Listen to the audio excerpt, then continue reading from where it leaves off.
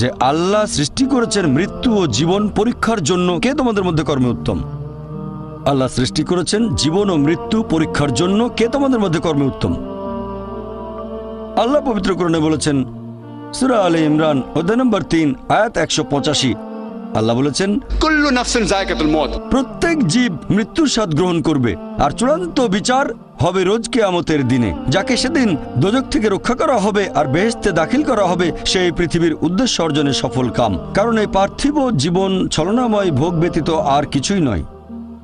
তার মানে এই পৃথিবীতে আমাদের ইহকাল, এটা পরকালের জন্য একটা পরীক্ষা।